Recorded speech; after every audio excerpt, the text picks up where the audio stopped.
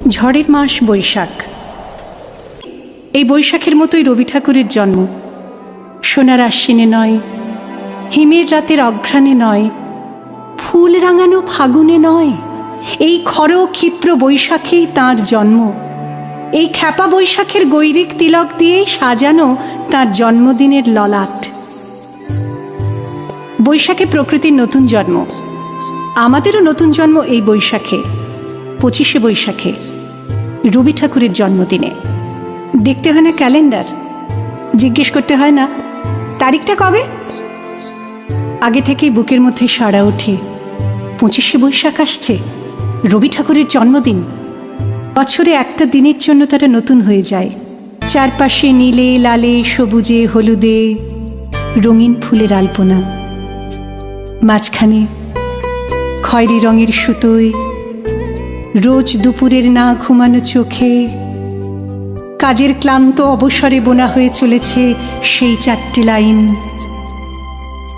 উদয়ের পথে শুনিকার বাণী, ভয় নাই ওরে ভয় নাই, নিঃশেষে প্রাণ যে করিবে দান, ক্ষয় নাই তার ক্ষয় নাই। শুধু কি সূচি কাজে?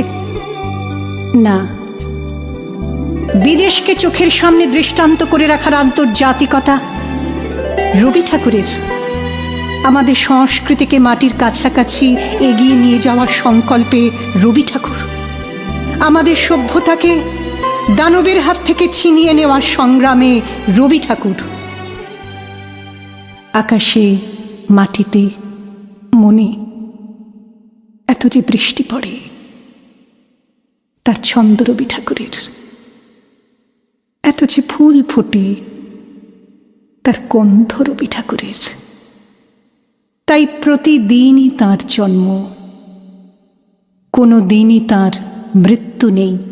কালের কালা পাহাড় এসে কোনো দিন যদি ভারতবর্ষ থেকে সমস্ত ঠাকুরের পুজোর প্রদীপ নিভিয়ে দিয়ে যায়, তবু একটি ঠাকুরের বেদি চিরকাল থাকবে মাটির সঙ্গে গাঁথা।